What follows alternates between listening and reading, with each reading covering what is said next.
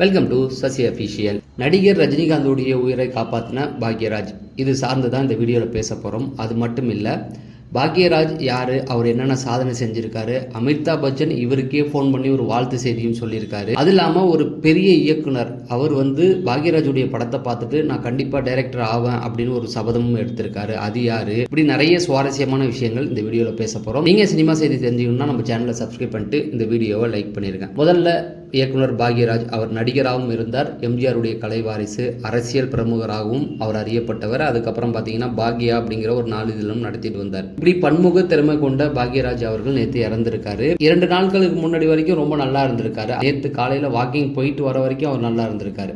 Walking போயிட்டு வந்து வீட்டில் உட்காந்தவர், அதுக்கப்புறம் தான் கார்டியாக் அரெஸ்ட் அப்படின்னு சொல்கிறாங்க. அவர் நம்ம கூட இப்போ இல்லை, ஆனால் அவருடைய ஆன்மா இறைவனுடைய திருவடியில் சேர்ந்திருக்கும் அப்படின்றது தான் எல்லாருடைய நம்பிக்கையுமா இருக்குது.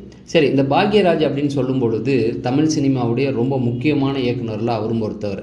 அதுவும் எந்த மாதிரி காலகட்டம் அப்படின்னு பார்த்தீங்கன்னா கே பாலச்சந்தர், பாலு மகேந்திரா, அதுக்கப்புறம் பாரதி ராஜா இவர்கள் இருக்கும் காலத்தில் இவர் தனியாக தனக்குன்னு ஒரு பாணியை உருவாக்கி சாதிச்சு காமிச்சார். யாருமே இல்லாத காலகட்டத்தில் ஒருத்தவங்க சாதிச்சாங்க அப்படிங்கிறத விட பெரும் பெரும் இயக்குனர்கள் தமிழ் சினிமாவில் இருந்த காலகட்டத்தில் தனக்குன்னு ஒரு பாணியை உருவாக்கி ஜெயிச்சவர்னு சொல்லலாம். So Kamal sir, Rajini sir இவங்க 2 பேர் கூடவும் துணை இயக்குனராகவும் பணியாற்றியிருக்காரு. ஆனால் கமல் சாருக்கு ஒரு கதையை எழுதியிருக்காரு, ரஜினி சார் கூட படமும் பண்ணியிருக்காரு. ரஜினி சாருக்கு கூட அவர் படம் பண்ணது ரஜினி சார்ந்த விஷயங்களை நம்ம அப்புறம் பேசிக்கலாம். கமல் சார் கூட கைதியின் டைரி அப்படிங்கிற கதை அவரது தான். அந்த படம் தான் ஹிந்தியில் ரீமேக் பண்ணியிருக்காங்க. அப்போ அந்த படத்தை இயக்குனர் யாருன்னு பார்த்தீங்கன்னா பாக்யராஜ். அமிதாப் பச்சன் ஹீரோவாக இருந்திருக்காரு. இந்த சூழலில் அமிதாப் பச்சனுக்கும் இவருக்கு பாக்யராஜுக்குமே ஒரு கருத்து வேறுபாடு வந்திருக்கு. என்னென்னா, ஒரு ஷார்ட்டில் அமிதாப் பச்சன் இங்கிலீஷில் பேசணும். அதுக்கு அமிதாப் பச்சன் என்ன சொல்லியிருக்காரு, என் ரசிகர்களுக்கு ஹிந்தி மட்டும்தான் தெரியும், இங்கிலீஷ் தெரியாது. நான் ஒரு 5 நிமிஷத்துக்கு இங்கிலீஷில் பேசினா அவங்களுக்கு புரியவே புரியாது, இந்த ஷார்ட் வைக்காதீங்க, இது வேஸ்ட் அப்படின்னு சொல்லியிருக்காரு. இருந்தாலும் பாக்யராஜ் விடாப்புடியா இல்லை, நீங்கள் பேசி தான் ஆகணுன்னு, வேறு ஆப்ஷனே இல்லை. ஏன்னா இவர் அமிதாப் பச்சனை பொறுத்த வரைக்கும் பாக்யராஜ் ரொம்ப பெரிய இயக்குனர்னு தெரியும், அவருக்கு பிடிச்ச திரைக்கதை ஆசிரியரும் கூட. அதனால வேறு ஆப்ஷனே இல்லாமல் எனக்கு வேறு மனமும் கிடையாது, இந்த ஷார்ட்டை எனக்கு நடிக்கிறதுக்கு விருப்பமே இல்லை, நீங்கள் ஒரு இயக்குனர் சொல்கிறீங்க, நான் அதை பண்ணுறேன் அப்படிங்கிற மாதிரி சொல்லிவிட்டு இன்னொரு விஷயமும் சொன்னாராம். இந்த சீன் தேட்டரில் என்னுடைய ரசிகர்களுக்கு எதுவுமே புரியாது, கண்டிப்பாக அவங்க அமைதியாக தான் உட்காந்துருப்பாங்க, இது வைக்கிறதே வேஸ்ட் அப்படின்னு சொல்லி தான் நடிச்சிருக்காரு. ஆனால் படம் எடுத்து தேட்டரில் ரிலீஸ் ஆனதுக்கப்புறம் அந்த சீன் அங்கே தேட்டரில் வரும்போது எல்லாருமே கைத்தட்டியிருக்காங்க. ஏன்னா அது வசனம் சார்ந்த விஷயம் கிடையாது. ஒருத்தர் இங்கிலீஷ் பேசுகிறத பார்த்து அந்த ஷார்ட்டில் அந்த படத்தில் புல்லரிச்சு போக வேண்டிய ஒரு விஷயம், அது ரசிகர்களுக்கு கரெக்டாக கனெக்ட் ஆகி எல்லாருமே ஏஞ்சி கை தட்டியிருக்காங்க. படம் ரிலீஸ் ஆனதுக்கப்புறம் அமிதாப் பச்சனே ஃபோன் பண்ணி பாக்யராஜ் அவர்களுக்கு வாழ்த்து தெரிவித்து, நான் ஏதோ அறியாமல் பேசிட்டேன், என்னை மன்னிச்சிருங்க அப்படிங்கிற மாதிரி மன்னிப்பும் கேட்டிருக்காரு. அந்த அளவுக்கு புத்திசாலித்தனமான ஒரு இயக்குனர். பாரதி ராஜா அவர்கள்ட்ட அசிஸ்டண்டாக இருந்திருக்காரு. இவர் அசிஸ்டண்டாக இருந்த காலத்தில் பாரதி ராஜா எடுத்த படங்கள் எல்லாத்துக்குமே வசனகர்த்தா இவராக தான் இருந்திருக்காரு. முக்கியமாக நீங்கள் பார்த்தீங்க அப்படின்னா சிகப்பு ரோஜா, அதுக்கான வசனம் எல்லாமே இவர் தான் எழுதியிருந்தார், கதையும் இவர்தான் தான் சொல்கிறாங்க. ஆனால் டைட்டிலில் வேறு பேர் போட்டுதாவும் சொல்லுவாங்க. சரி, இதெல்லாம் ஒரு பக்கம் இருக்க, ரஜினி சார் கூடிய ஒரு நெருங்கிய நட்பு. அதில் மிக முக்கியமானது பார்த்தீங்கன்னா, ரஜினி சார் முதல்ல ஒரு படம் தயாரிக்கிறார்.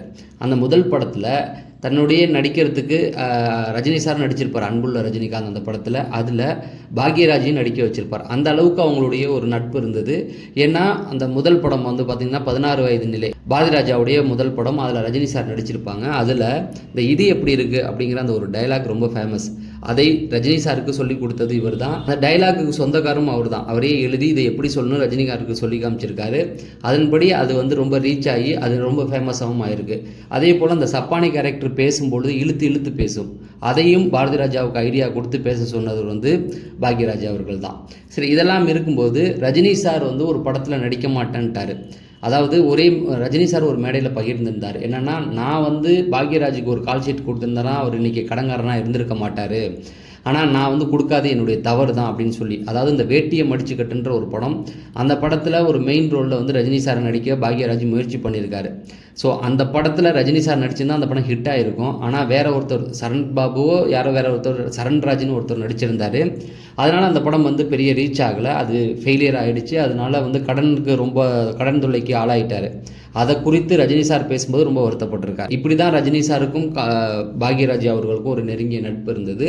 இதில் ரஜினி சாருடைய உயிரை காப்பாற்றினான்னு சொன்னியே, எப்பப்பா இது என்ன உண்மையா பொய்யா அப்படின்னு நீங்கள் கேட்கலாம். கண்டிப்பாக உண்மை தான். இதை ரஜினி சாரே சொல்லியிருக்காங்க. என்னென்னா 96 காலகட்டத்தில் அன்றைய அதிமுக ஆட்சியில் ஜெயலலிதா முதல்வராக இருக்கும்போது ரஜினி சார் வந்து அவங்களை ரொம்ப விமர்சனம் பண்ணிக்கிட்டே இருந்தார். அது எல்லாருக்குமே தெரியும். ஸோ அப்படி நிறைய இடங்களில் ரஜினி சார் விமர்சனம் பண்ணிக்கிட்டே இருந்திருக்காரு. அதில் முக்கியமாக சிவாஜி சார் அவர்களுக்கு செவாலியர் விருது கொடுத்துருக்காங்க. அதில் பாராட்டு விழாவில் ரஜினி சார் வந்து மறுபடியும் ஜெயலலிதா அவர்கள் வந்து தொடர்ந்து விமர்சனம் பண்ணியிருக்காரு. இது அதிமுகவை சார்ந்த சில தொண்டர்களுக்கு வந்து கடுப்பை ஏற்றிருச்சு. கண்டிப்பாக வந்து இதுக்கு வந்து எதிர்ப்பு தெரிவிக்கணும். ஏன்னா அந்த காலகட்டத்தில் அதிமுக அதை சார்ந்த ஆளுங்கட்சியாக இருந்தவங்க எவ்வளோ பெரிய பிரச்சனைகள் பண்ணிக்கிட்டு இருந்தாங்கன்னு தெரியும். அது ஒரு மோசமான ஆட்சி அப்படின்னு சொல்லுவாங்க. அதை அதிமுகவை சார்ந்தவங்களே சொல்லுவாங்க. அந்த அளவுக்கு கேவலமான ஒரு ஆட்சியாக நடந்ததுன்னு சொல்லுவாங்க. அப்பேற்பட்ட சூழலில் என்ன பண்ணிட்டாங்கன்னா, அந்த விழா முடிஞ்சதுக்கப்புறம் ரஜினி சாரை வந்து தாக்கலான்னு முயற்சி பண்ணிட்டாங்க. அதுக்காக அந்த விழா மேடை முடிஞ்சதுக்கப்புறம் ரஜினி சாரை சுற்றி சூழ்ந்துக்கிட்டதாக சொல்கிறாங்க. இந்த சூழலில் என்ன ஆச்சு அப்படின்னா, ரஜினி சாருக்கு பாதுகாப்பு கொடுக்கணும். பாதுகாப்பு கொடுக்க வேண்டியது யாருன்னா காவல்துறை ஆளுங்கட்சியுடைய கட்டுப்பாட்டில் இருக்கிறதுனால அவங்க கண்டுக்காமல் விட்டுட்டாங்க. இது விழா முடிஞ்சதுக்கப்புறம் ரஜினி சார் வெளியில் வரும்போது பெரிய கலவரம் மாதிரியான ஒரு சூழல் உருவாகிறதா அவர் புரிஞ்சுக்கிறாரு.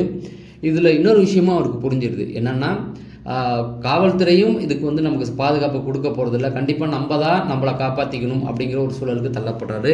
அந்த நிகழ்ச்சியில் பாக்யராஜ் அவர்களும் இருந்திருக்காங்க. ஆனால் அவர் வேற ஒரு இடத்துல இருந்திருக்காரு. இப்போ ரஜினி சாரை ஏதோ ஒரு விதத்தில் தாக்க போகிறாங்க. ஏன்னா காவல்துறை பாதுகாப்பு கொடுக்கல அப்படின்னும் போதே அங்கே வந்து ஒரு பிரச்சனை உருவாயிரும். ஏன்னா வெளியாட்களில் ரசிகர்களே முண்டி அடிச்சுட்டு முன்னாடி போயிடுவாங்க ரஜினி சார் முன்னாடி. அந்த நேரத்தில் அவருடைய எதிரிகள் அவர் தாக்கிறதுக்கான ஒரு வாய்ப்பு இருக்குது அப்படிங்கிறத பாக்யராஜும் உணர்ந்துடுறாரு. இப்போ அவர் என்ன பண்ணார் அப்படின்னா, அந்த காவல்துறையிட்ட போயிட்டு ரஜினி சாருக்கு நீங்கள் பாதுகாப்பு கொடுங்கன்னும் போது அவங்க வந்து அந்த நேரத்தில் அதை ஏற்றுக்கிற மனநிலைமை இல்லை. ஏன்னா மேலெடுத்து உத்தரவு அப்படிங்கிறதுனால அவங்களாம் அமைதியாக இருக்காங்க. ஏன்னா அந்த நேரத்தில் பாக்யராஜ் அவர்களுடைய செல்வாக்கு ரொம்ப பெரியதாக இருந்தது. ஏன்னா எம்ஜிஆர் இறந்திருந்த சூழல், எம்ஜிஆர் இருக்கும்பொழுது அவருடைய கலை வாரிசாக இருந்தார்.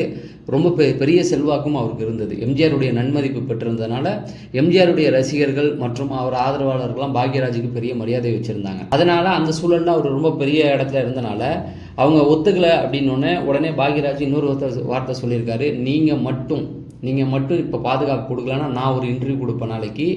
நீங்கள் உங்கள் பேர், உங்களுடைய வாகன நம்பர் எல்லாத்தையும் கொடுப்பேன். ரஜினி சாரை வந்து கொலை பண்ண முயற்சி நடந்ததுன்னு கூட நான் சொல்லுவேன் அப்படின்ற மாதிரி அவர் சொன்ன உடனே காவல்துறையினர் பயந்து போயிருக்காங்க. பயந்து போய் உடனே போய் ரஜினி சாருக்கு போய் பாதுகாப்பு கொடுத்து அவங்கள பத்திரமா அழைச்சிட்டு போயிருக்காங்க. இந்த ஒரு சம்பவத்தை ரஜினி சாரே பகிர்ந்துருக்காங்க. பாக்யராஜ் எனக்கு இப்படி ஒரு உதவி செஞ்சுருக்காரு அப்படின்னு. இதில் உங்களுக்கு ஒரு சந்தேகம் வரும், என்னங்க பாக்யராஜுக்கு அவ்வளோ ஒரு செல்வாக்கா அப்படின்னு சொன்னால் கேட்பாங்களா அப்படின்னு. உண்மை என்னென்னா, எம்ஜிஆர் அவர்கள் 3வது முறையாக முதல்வர் ஆனார். அதுக்கு முன்னாடி அவர் மருத்துவமனையில் இருக்கார். மருத்துவமனையில் இருந்தவர் வந்து இறந்துட்டார் அப்படின்னு சொல்லி திமுக வந்து பிரச்சனை பண்ணுறாங்க. ஆனால் பாக்யராஜ் அவர்கள் தான் வந்து முதல்ல சொன்னார், எம்ஜிஆர் அவர்கள் உயிரோடு இருக்கார் அப்படின்னு சொல்லி எம்ஜிஆர் அவர்களை போய் பார்த்துட்டு வந்து தான் சொன்னார். ஸோ அவர் சொன்னதுக்கு அப்புறம் தான் மக்களுக்கு ஒரு நம்பிக்கை வந்தது, எம்ஜிஆர் அவர்கள் உயிரோடு இருக்கார். ஏன்னா திமுக வந்து அவங்க இறந்துட்டாரு அப்படின்னு சொல்லி பதில் சொன்னால் எல்லாருமே என்ன நினச்சிட்டாங்க, எம்ஜிஆர் இறந்துட்டாரு அப்படின்னு நினச்சிக்கிட்டு இருந்தாங்க. ஆனால் பாக்யராஜ் வந்து சொன்னார், இல்லை உயிரோடு இருக்கணும்னு தான் அதிமுக மக்கள் எல்லாரும் அதை நம்ப ஆரம்பித்தாங்க. அதுக்கப்புறம் தான் ஓட்டுகள் நிறைய விழ ஆரம்பிச்சிது. அந்த அளவுக்கு ஒரு செல்வாக்கூட அவர் இருந்தவர் தான். இன்னொரு முக்கியமான ஒரு விஷயம், ஒரு பெரிய இயக்குனர் ஒருத்தர் வந்து பாக்யராஜுடைய படம் பார்த்துட்டு தான் நான் கண்டிப்பாக டைரக்டர் ஆகணும்னு முடிவு எடுத்தான்னு சொன்னேன் இல்லையா, அது வேறு யாரும் கிடையாது, மணிரத்னம். அந்த படம் வந்து அந்த 7 நாட்கள், அந்த படம் பார்த்துட்டு தான் கண்டிப்பாக நம்ம ஒரு இயக்குனர் ஆகணும், இப்படி ஒரு படங்கள் நம்மளும் எடுக்கணுன்ற ஒரு முடிவுக்கு வந்ததாக சொல்லுவாங்க. இதையும் மணிரத்னமே சொல்லியிருக்காரு. இன்றைக்கி அவர் நம்ம கூட இல்லைன்னு அவருடைய படங்கள் அவருடைய புகழை வந்து இப்போ எடுத்து சொல்லிக்கிட்டு தான் இருக்கும் அப்படிங்கிறத சொல்லி இந்த வீடியோவை நிறைவு செய்கிறேன். உங்களுக்கு இந்த வீடியோ பிடிச்சிருந்தா இந்த வீடியோ லைக் பண்ணிட்டு நம்ம சேனலை சப்ஸ்கிரைப் பண்ணுங்கள். நம்ம அடுத்த வீடியோவில் சந்திப்போம். நன்றி, வணக்கம்.